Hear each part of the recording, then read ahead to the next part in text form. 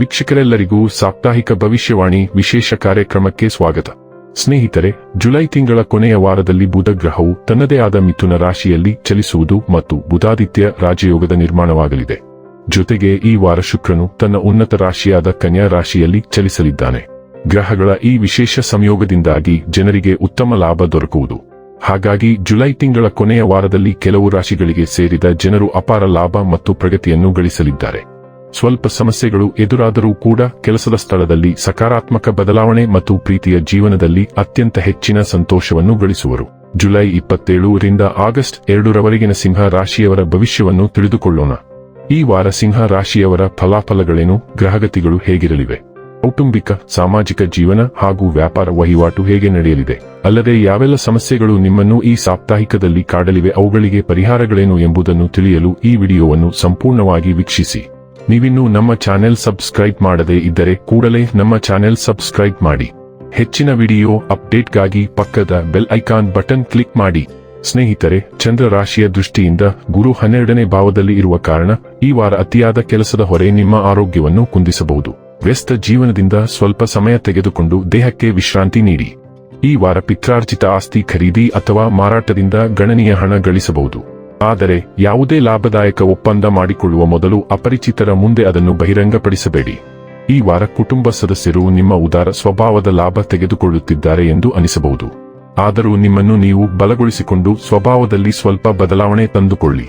ಈ ರಾಶಿಯ ಸ್ವಯಂ ಉದ್ಯಮಿಗಳಿಗೆ ಈ ವಾರ ಹೆಚ್ಚಿನ ಯಶಸ್ಸು ಸಾಧ್ಯವಾಗಿ ಸಮಾಜದಲ್ಲಿ ಕೀರ್ತಿ ಮತ್ತು ಕುಟುಂಬದಲ್ಲಿ ಗೌರವ ಸಿಗಲಿದೆ. ವೃತ್ತಿ ಶಿಕ್ಷಣ ಬಯಸುವ ವಿದ್ಯಾರ್ಥಿಗಳಿಗೆ ಈ ಸಮಯ ಸರಾಸರಿಗಿಂತ ಹೆಚ್ಚು ಅನುಕೂಲಕರವಾಗಲಿದ್ದು ಉತ್ತಮ ಸಾಧನೆಗೆ ಅನೇಕ ಅವಕಾಶಗಳು ಸಿಗಲಿವೆ. ಮಂಗಳನ ಸಂಚಾರವು ಮಿಥುನ ರಾಶಿಯ ಕೊನೆಯ ಹಂತಗಳಲ್ಲಿ ಚಲಿಸುತ್ತಿದೆ. ಆದ್ದರಿಂದ ನೀವು ಈ ವಾರವೂ ತಂಡದ ಉದ್ಯಮಗಳಲ್ಲಿ ಸಕ್ರಿಯರಾಗಿರುತ್ತೀರಿ. ಚಿಂತನೆಗೆ ಹಚ್ಚುವ ಅವಧಿಗಳು, ತಂಡದ ಚರ್ಚೆಗಳು ಮತ್ತು ಪಾರ್ಟಿಗಳು ಸಹ ಇರುತ್ತವೆ. ನಿಮ್ಮ ನೆಟ್ವರ್ಕ್ನಲ್ಲಿರುವ ಯಾರಾದರೂ ಹೊಸ ಅವಕಾಶದೊಂದಿಗೆ ನಿಮ್ಮನ್ನು ಸಂಪರ್ಕಿಸುತ್ತಾರೆ, ಆದರೆ ಅದನ್ನು ಬಳಸಿಕೊಳ್ಳಲು ನೀವು ಬೇಗನೆ ಕಾರ್ಯನಿರ್ವಹಿಸಬೇಕಾಗುತ್ತದೆ. ಒಬ್ಬ ಸ್ನೇಹಿತ ವೈಯಕ್ತಿಕ ಅಥವಾ ವೃತ್ತಿಪರ ವಿಷಯಕ್ಕೆ ಸಂಬಂಧಿಸಿದಂತೆ ನಿಮ್ಮ ಸಹಾಯವನ್ನು ಕೇಳುತ್ತಾನೆ ಮತ್ತು ನೀವು ಅದನ್ನು ನಿಭಾಯಿಸಲು ನಿರೀಕ್ಷೆಗಿಂತ ಹೆಚ್ಚಿನ ಸಮಯವನ್ನು ಕಳೆಯುತ್ತೀರಿ. ಆರ್ಥಿಕವಾಗಿ ನಿಮ್ಮ ಕೆಲಸ ಅಥವಾ ವ್ಯವಹಾರದಲ್ಲಿ ನೀವು ಚಲನೆಯನ್ನು ನೋಡುತ್ತೀರಿ ಮತ್ತು ಕೆಲವು ಅನುಸರಣೆಯ ನಂತರ ಬಾಕಿ ಇರುವ ಪಾವತಿಯು ಅಂತಿಮವಾಗಿ ನಿಮ್ಮನ್ನು ತಲುಪುತ್ತದೆ.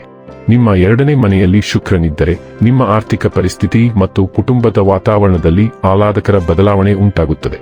ಕೆಲಸ, ವ್ಯವಹಾರ ಅಥವಾ ನೀವು ಕಾಯುತ್ತಿದ್ದ ಮೂಲದಿಂದ ನೀವು ಹಣವನ್ನು ಪಡೆಯುತ್ತೀರಿ. ಐಷಾರಾಮಿ ವಸ್ತುಗಳು ಮತ್ತು ಊಟಕ್ಕಾಗಿ ಹಣವನ್ನು ಖರ್ಚು ಮಾಡುವ ಬಲವಾದ ಭಾವನೆ ಇರುತ್ತದೆ, ಆದರೆ ಅದು ನಿಮ್ಮ ದೀರ್ಘಾವಧಿಯ ಹಣಕಾಸಿಗೆ ಹಾನಿಕಾರಕವಾಗಿರುತ್ತದೆ. ಕುಟುಂಬದ ಸದಸ್ಯರು ನಿಮ್ಮೊಂದಿಗೆ ಒಳ್ಳೆಯ ಸುದ್ದಿಯನ್ನು ಹಂಚಿಕೊಳ್ಳುತ್ತಾರೆ ಮತ್ತು ಒತ್ತಡದ ಸಂಭಾಷಣೆಯನ್ನು ನಿಭಾಯಿಸುವುದು ಸುಲಭವಾಗುತ್ತದೆ. ಈ ಶುಕ್ರವು ನಿಮ್ಮ ಪರಸ್ಪರ ಸಂಬಂಧಗಳಿಗೆ ತುಂಬಾ ಒಳ್ಳೆಯದು, ಏಕೆಂದರೆ ಶುಕ್ರನು ಕುಟುಂಬದ ಸಮಸ್ಯೆಗಳನ್ನು ಪರಿಹರಿಸುವಲ್ಲಿ ನಿಮ್ಮನ್ನು ಬೆಂಬಲಿಸುತ್ತಾನೆ. ಸಿಂಹ, ಸೂರ್ಯ, ಚಂದ್ರ ಮತ್ತು ಉದಯ ರಾಶಿಯವರು ಇನ್ನೊಂದು ಯೋಜನೆಯನ್ನು ಹುಡುಕುವ ಅಗತ್ಯವನ್ನು ಅನುಭವಿಸುತ್ತಾರೆ. ಕುಂಭ ರಾಶಿಯ ವಾಯು ರಾಶಿಯಲ್ಲಿ ಹುಣ್ಣಿಮೆ ಉದಯಿಸಲಿದ್ದು ಅದು ನಿಮ್ಮ ಪರಸ್ಪರ ಸಂಬಂಧದ ಮೇಲೆ ಪರಿಣಾಮ ಬೀರುತ್ತದೆ.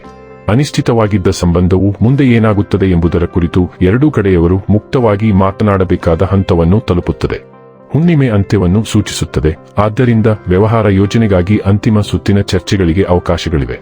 ನೀವು ಕೇಳಲು ಕಾಯುತ್ತಿದ್ದ ಯಾರಾದರೂ ಅಂತಿಮವಾಗಿ ನಿಮ್ಮನ್ನು ಸಂಪರ್ಕಿಸುತ್ತಾರೆ. ನೀವು ಈಗಾಗಲೇ ಯಾವುದೇ ಸಂಬಂಧದ ಸಮಸ್ಯೆಗಳನ್ನು ಎದುರಿಸುತ್ತಿದ್ದರೆ ಅದು ಮುಂದಿನ 6 ತಿಂಗಳಲ್ಲಿ ಕೊನೆಗೊಳ್ಳುತ್ತದೆ. ಇನ್ನು ಕೊನೆಯದಾಗಿ ಮಾಡಿಕೊಳ್ಳಬೇಕಾದ ಉಪಾಯಗಳ ಕುರಿತು ನೋಡುವುದಾದರೆ ಬುಧ ಬೀಜ ಮಂತ್ರವಾದ ಓಂ ಬ್ರಾಂ ಬ್ರೀಂ ಬ್ರೌಂ ಸಹ ಬುಧಾಯ ನಮ ಮಂತ್ರವನ್ನು ಪಠಿಸಿ. ವೀಕ್ಷಕರೇ, ಇದಾಗಿತ್ತು ಸಿಂಹ ರಾಶಿಯ ಜಾತಕದವರ ಜುಲೈ 27 ರಿಂದ ಆಗಸ್ಟ್ 2 ರವರೆಗಿನ ಫಲದ ಮಾಹಿತಿ ಇಷ್ಟವಾದರೆ ವಿಡಿಯೋವನ್ನು ಲೈಕ್ ಮತ್ತು ಶೇರ್ ಮಾಡಿ. ಹಾಗೆ ಚಾನೆಲ್ ಸಬ್ಸ್ಕ್ರೈಬ್ ಮಾಡುವುದರ ಜೊತೆಗೆ ನಿರಂತರ ವಿಡಿಯೋ ಅಪ್ಡೇಟ್ಸ್ಗಳಿಗಾಗಿ ಪಕ್ಕದ ಬೆಲ್ ಐಕಾನ್ ಕ್ಲಿಕ್ ಮಾಡಿ.